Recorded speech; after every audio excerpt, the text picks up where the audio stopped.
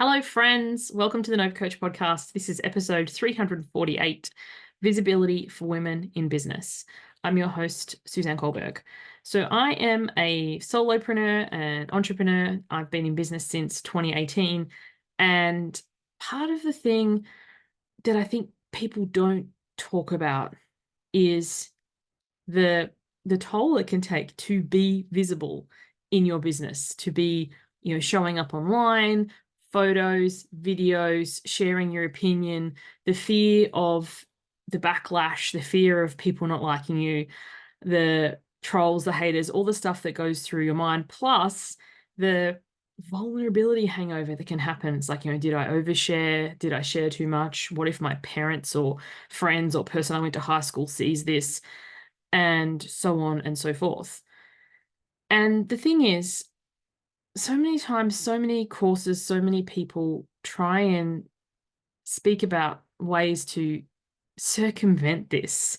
It's like, if you just create a passive income product, I might do a whole other episode with a rant about this, because how does a passive income product actually work? Because you need to promote it. You need to let people know that it's available. Those things require visibility. No one's just randomly going to come across something accidentally and pay for it. And yeah, I don't know.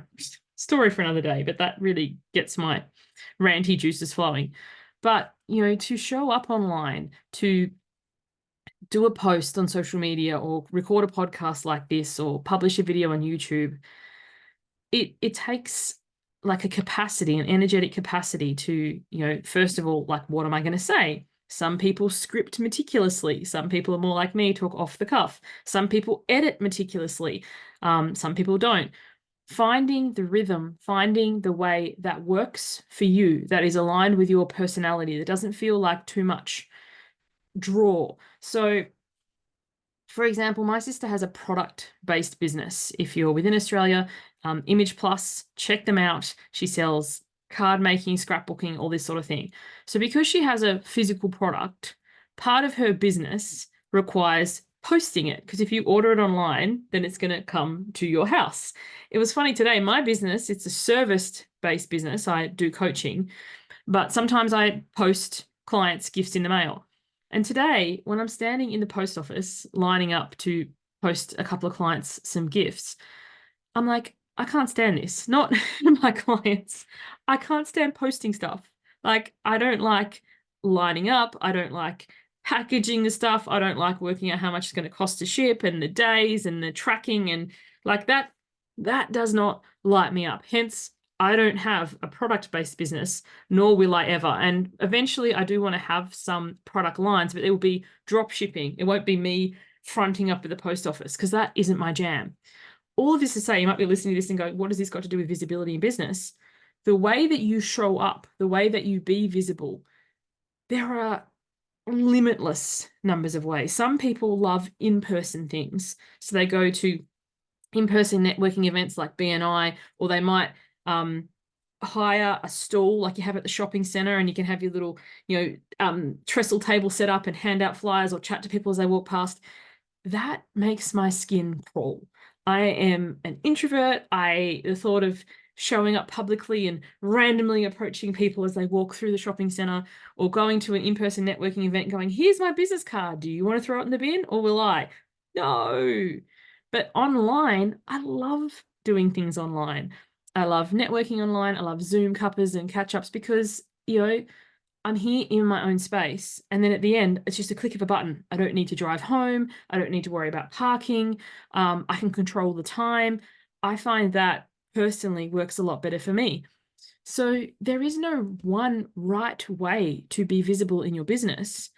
And I don't believe it's like having to psych yourself up or do something that you dislike.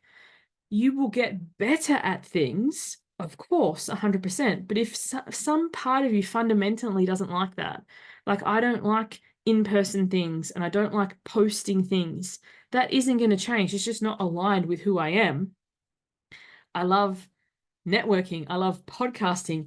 It will get better. Like, this is episode 348. I listened back to some of my earlier episodes, and I'm part of me cringes, but part of me is also, look how far I've come, and your best gets to get better.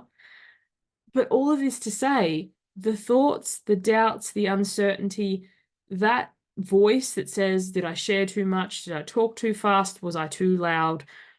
Imposter syndrome, all these types of things, they're honestly, I believe, universal.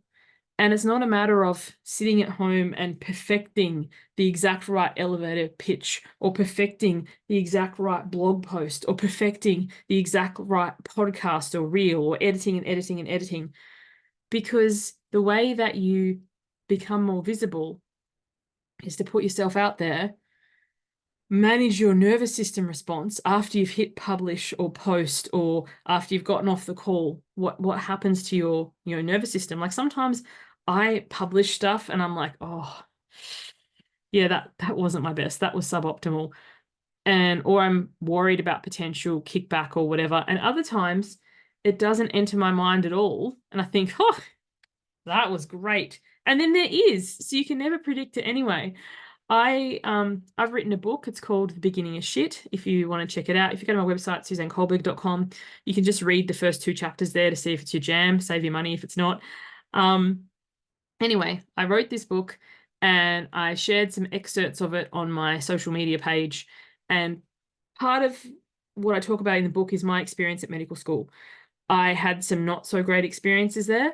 And so I shared it. And anyway, somebody I went to medical school with, who I had no idea followed me, commented and said, well, Suzanne, I hope we weren't all assholes.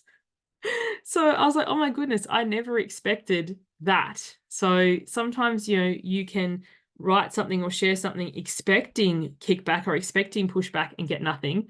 And other times it cannot enter your frame of reference that somebody is reading or watching or listening, and then they can pop up out of the woodwork. And we ended up having a great discussion, reconnection. It was lovely to chat with them again and see what they're up to. And they actually work with people in burnout now, which is, very interesting. But all of this to say, when it comes to being visible, my advice or my suggestions is, firstly, look at what you don't like to do, and then let yourself know that you don't have to do that. So if in-person things aren't your thing, you don't have to do that. If networking isn't your thing, you don't have to do that. If blogging isn't your thing, you don't have to do that. But then look at the things that you are open to or excited about, and then just start small and realize that you will get better at it. Don't expect your first podcast to be going viral, hit out of the park, hundreds of thousands of downloads, and now you're suddenly Brene Brown's TED Talk on shame. It might happen. It's not likely. Chances are whatever you put out, publish, share the first time, you'll get crickets. And then it's working through your nervous system response and your mind drama of, shouting into the void. And is anybody reading this? And is anybody paying attention? This show, The Nope Coach, is a daily podcast. And I often say to people, send me an email or ask me a question. And what's funny, it's endlessly amusing to me, is when people do respond, often they've just listened to the show. So like, I had someone today at the time of recording this, they just sent me a message and it said song. And I wrote back and I was like, excuse me, can you give me some more details, please? And they're like, oh, I just listened to the episode where you talked about your hater email that you turned into a song. So can I have a copy of the song, please? Because I said on that episode, if you want to hear the song, send me an email and I'll forward it to you. And I was like, oh yeah, sure. And then I remember there was one other time I spoke about a recipe for something or other I had made. And I said, like, if you want the recipe, send me a message. And I just got a message that said recipe. And I was like, excuse me? Because to the person listening, to the person consuming your content, reading, watching, listening, it's new, it's fresh, it's front of mind. To you who's recorded it or created it, it could be months or even years old. One of the very early series is in this podcast series, I spoke about word allergies. And I said, email me through your word allergies, and I could do some episodes on that. Speaking of which, I need to circle back because some people did. But people would just email me a random word, like understanding. And I was like, I'm not understanding this.